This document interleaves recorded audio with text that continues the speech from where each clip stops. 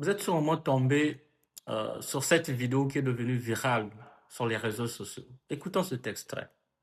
Shembaya, Mama, pesa biso mama zate. mama konjilimbisanga pona obenga. Président. Mama président, je m'excuse mama nanga. Pesa kombo na mobimba. Kombo nanga imbaya tiaba kweno. Osala musala ni. Mama na sala kate na zaka de. Mama te, mama. Mama président, je m'excuse mama. No baba ka président. Mama président, excuse, na zaka de brière mama nanga, merci.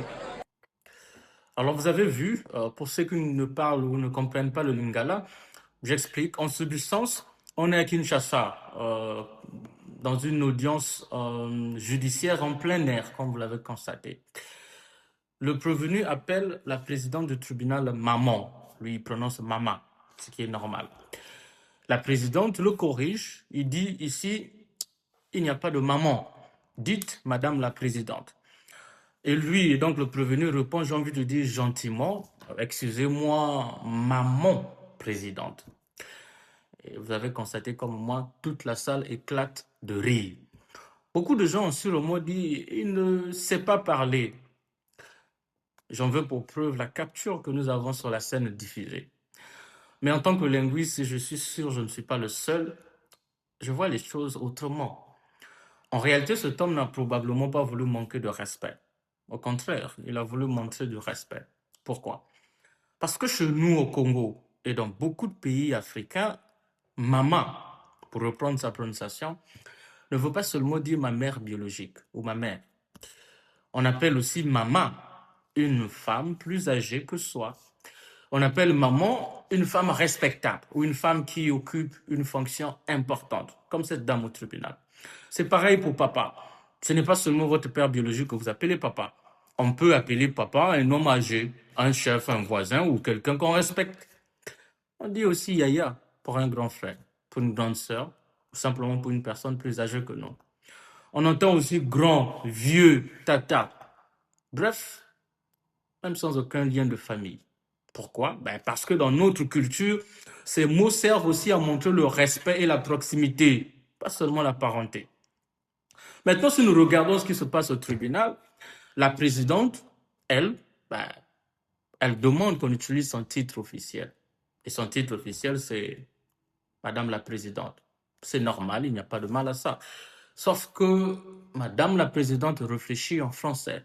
N'oublions pas que le procès se passe en lingala. Et on est à Kinshasa. Mais le prévenu, lui, il a grandi dans une autre façon de parler, dans un contexte linguistique différent. Pour lui, le prévenu donc, dire maman est déjà une marque de respect. Alors quand on lui demande de dire madame la présidente, vous avez constaté comme au moins il essaie tant bien que mal de faire les deux en même temps. Il dit maman présidente.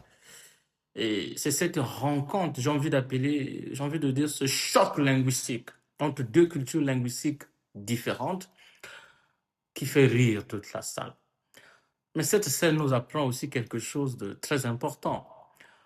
Ce que moi je tire de cette scène, c'est que nos langues africaines ne nous donnent pas seulement des mots, mais nous apprennent aussi comment respecter les autres, comment saluer, comment demander pardon et comment parler avec une personne qui a de l'autorité, comme cette dame au tribunal.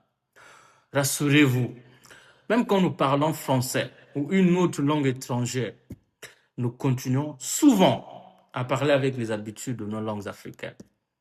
C'est pour cela que protéger nos langues est si important.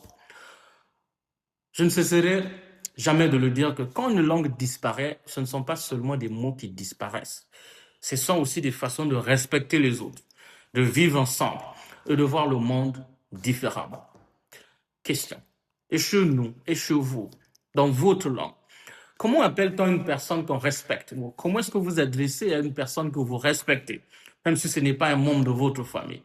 Écrivez-le en commentaire. J'aimerais vraiment lire vos réponses et en parler peut-être, pourquoi pas, dans une prochaine vidéo.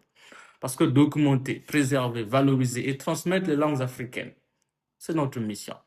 Je suis Mfufo, linguiste africaniste. À très bientôt.